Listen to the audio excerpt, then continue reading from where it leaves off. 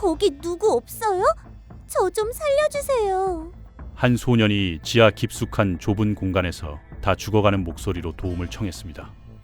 하지만 소년의 목소리에 응답하는 이는 아무도 없었습니다.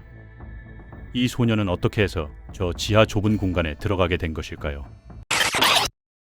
케타와람은 자신의 농지에 있는 마른 우물을 보수하고 있었습니다.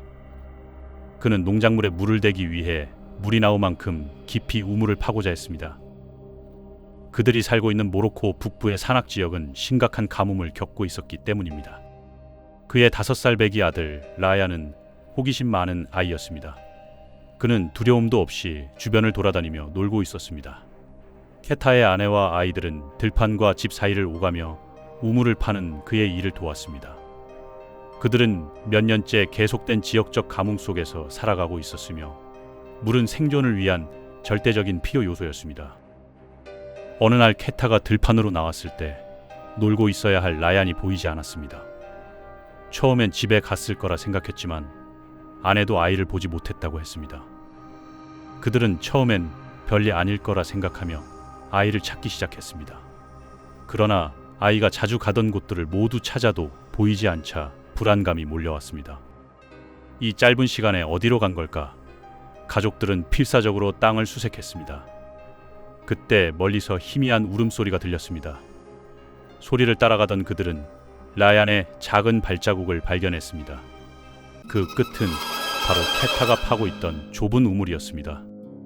케타는 땅에 엎드려 어두운 구멍을 들여다봤지만 아무것도 보이지 않았습니다. 라연, 괜찮니? 그는 소리쳤습니다. 아이는 울며 대답했고 그제야 사태의 심각성이 드러났습니다. 가족은 집으로 달려가 손전등을 가져와 우물 속을 비추었습니다. 케타는 우물의 깊이를 잘 알고 있었습니다. 그가 매일 조금씩 파온 깊이는 약 30m나 됐습니다. 손전등을 비춰도 끝이 보이지 않았습니다. 아이는 계속 울고 있었고 가족은 아이를 달래며 곧 구해줄게라고 말했습니다. 그러나 우물 입구의 폭은 45cm에 불과했습니다. 우물 벽은 헐거운 흙으로 이루어져 있어 조금이라도 건드리면 흙더미가 무너져 아이를 덮칠 위험이 있었습니다. 그들은 휴대전화를 밧줄에 묶어 아래로 내려보내 카메라로 아이가 얼마나 깊이 갇혀 있는지 확인하려 했습니다. 밧줄은 3m, 6m, 15m, 20m 점점 더 길어졌습니다. 30m까지 내리자 밧줄의 장력이 풀리며 바닥에 닿은 듯 했습니다. 그들이 다시 휴대전화를 끌어올려 영상을 확인했을 때 화면에는 흙투성이 얼굴에 상처가 난 라얀의 모습이 보였습니다. 그는 아직 의식이 있었고 움직이고 있었습니다. 케타는 그 사실에 조금이나마 안도했습니다. 하지만 라얀은 겨우 5살이었고 무너져가는 흙 때문에 스스로 일어설 수 없었습니다. 절망적인 상황은 모두를 무력하게 만들었습니다. 밧줄을 내려보내 아이를 잡게 하려 했지만 밧줄을 잡고 30m 위로 끌어올릴 힘도 부족했고 라얀은 너무 약해져 밧줄을 잡을 힘조차 없었습니다. 우물 내부는 곳곳에 돌과 뿌리가 튀어나와 있었고 불안정한 흙이 조금만 건드려도 무너질 듯 했습니다. 잘못하면 굴이 완전히 무너질 위험이 있었습니다. 이웃들이 모여 구조 방법을 논의했습니다. 형을 내려보내자는 의견도 나왔지만 다친 아이를 구할 수 있는 능력이 없었습니다. 많은 구조 방법이 나왔지만 너무 위험했습니다. 결국 구조팀이 도착하기 전까지는 우물을 건드릴 수 없었습니다. 밤이 되었고 라야는 겁을 먹은 데다 혼란스러워했습니다. 가족은 계속해서 아이에게 말을 걸며 우리 여기 있어. 곧 나갈 수 있을 거야. 라고 다독였습니다. 사람들은 시간이 걸리더라도 전문가의 도움을 받는 것이 옳다고 생각했고 곧 경찰과 구조대가 도착했습니다. 그러나 상황은 생각보다 좋지 않았습니다. 조금만 건드려도 흙이 떨어져 아이를 덮쳤기 때문입니다. 다시 한번 휴대전화를 통해 아이의 상황을 보았을 때 아이의 몸은 흙투성이었습니다. 전문가들조차 우물 위에서 아이를 꺼내는 것은 불가능하다고 판단했습니다. 아이를 우물 입구에서 끌어올릴 방법은 사실상 없었습니다. 그때 새로운 아이디어가 떠올랐습니다. 구조팀은 우물 옆에 새로운 수직 갱도를 파고 옆으로 뚫어서 라얀에게 접근하는 방법을 제안했습니다. 땅은 우물 쪽으로 경사가 져 있는 상태였기 때문에 대형 굴착기를 이용한다면 가능한 작업이었습니다. 하지만 그 깊이까지 도달하는 데는 시간이 너무 오래 걸린다고 예상되었습니다. 전문가들은 라얀이 있는 지점에 접근할 수 있는 다른 방법은 없다고 말했습니다. 수요일 아침이 되자 라얀과 구조대 사이를 가로막고 있는 막대한 양의 흙을 치우기 위해 대형 굴착기나 불도저를 보유한 지역 단위의 지원 요청이 내려졌습니다. 공학자들과 지질학자들은 어떻게 하면 안전하게 작업을 진행할 수 있을지 신중히 검토하고 있었습니다. 우물 주변의 흙을 누를 경우 붕괴될 위험이 있었기 때문에 기존 우물에 너무 가까이 파 들어갈 수는 없었습니다.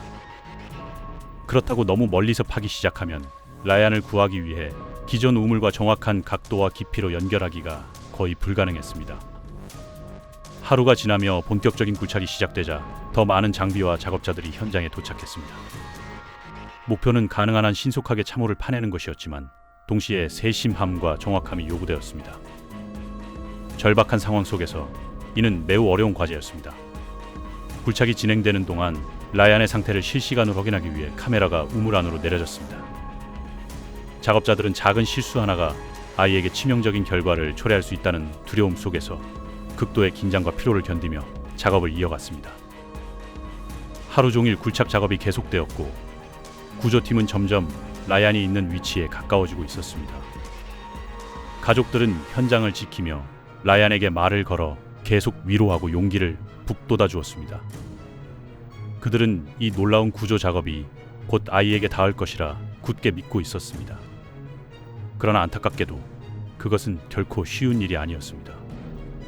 굴착 작업이 계속되자 굴 아래에서 일하던 작업자들 머리 위쪽으로 흙이 떨어졌습니다. 작업자들은 그 흙더미가 무너져 내리며 엄청난 무게로 사람들을 덮칠 수 있다는 사실에 극도로 불안해했습니다.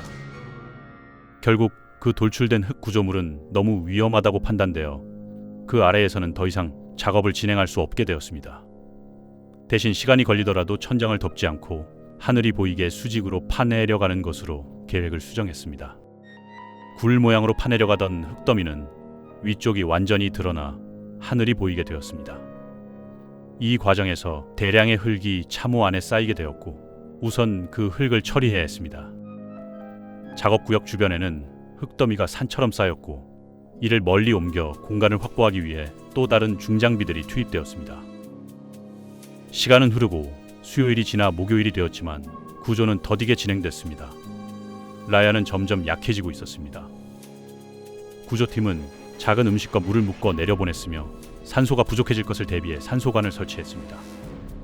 라얀은 이미 사흘 동안 같은 자세로 갇혀 있었고 움직이지 못하는 상태가 계속되면서 혈액순환이 막히고 독성 물질이 몸에 퍼질 위험이 있었습니다. 아이의 생명을 구할 수 있는 유일한 방법은 가능한 한 빨리 이 좁은 우물에서 꺼내는 것이었습니다. 금요일 굴착팀은 우물과 같은 깊이인 약 30m 지점까지 도달했습니다. 이제 수평으로 파 들어가야 했지만 흙이 매우 불안정했습니다. 엔지니어들은 철제 타이프를 이용해 수평 터널을 지탱하기로 했습니다. 이 작업은 매우 섬세해 삽과 손도구로만 조금씩 흙을 긁어냈습니다. 작업자들은 밤새도록 일하며 1시간에 불과 18cm씩 앞으로 나아가면서 라얀에게 접근했습니다. 토요일 새벽, 마침내 그들은 라얀이 갇힌 공간에 도달했습니다. 구조대는 조심스럽게 아이를 들것에 눕히고 앰뷸런스로 옮겼습니다. 수백 명의 사람들이 숨죽이며 아이가 살아나길 기도했습니다. 하지만 병원에 도착한 직후 라얀은 결국 숨을 거두었다는 소식이 전해졌습니다. 구조에 참여했던 모두가 절망에 빠졌습니다. 이 끔찍한 사고 이후 지역 사회는 다시는 이런 비극이 일어나지 않도록 정부의 물 관리 개선과 지역 인프라 강화를 요구했습니다. 라얀의 공식 부검 결과는 공개되지 않았지만 낙상으로 인한 부상으로 사망한 것으로 추정됩니다. 이처럼 기이한 사고로 소중한 아이를 잃은 일은 지역 사회 전체에 깊은 충격과 슬픔을 안겨주었습니다. 가족들은 라얀이 제때 구조될 것이라 굳게 믿었기에 그의 죽음은 이루 말할 수 없을 정도로 참담한 일이었습니다.